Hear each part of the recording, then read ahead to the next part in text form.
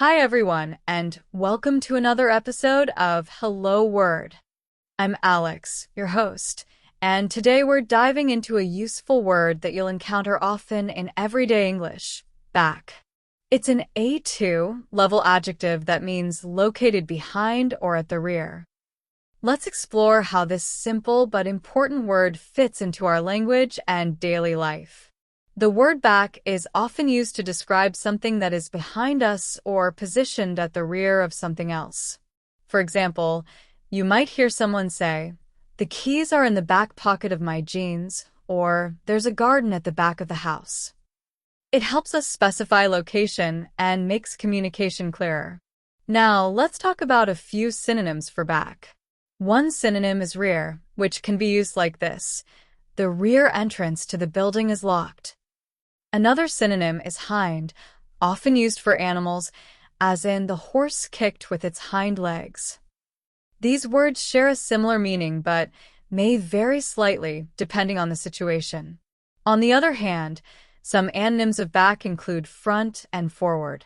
For example, if someone says, "Please move to the front of the classroom," they are referring to the opposite of back. Similarly, let's take a step forward, contrast with the idea of being behind or at the rear. In everyday life, you'll find back popping up in all kinds of phrases. Imagine you're at a restaurant and the waiter says, "Your table is at the back." Or maybe you're describing a favorite spot in your car.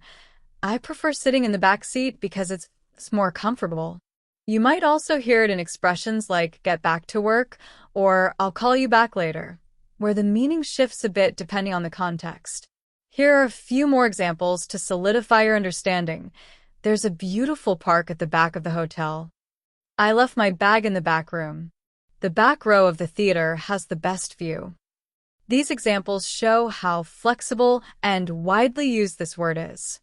To wrap things up, today we explored the word back, its definition, and how to use it in various contexts.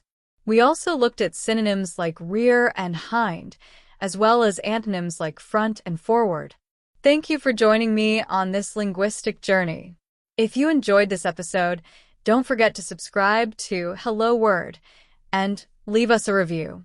Your support helps others discover the show, and I'd love to hear your thoughts. Here's a fun challenge for you. Create your own sentence using the word back and share it in the comments. I can't wait to see what you come up with. See you next time on Hello Word.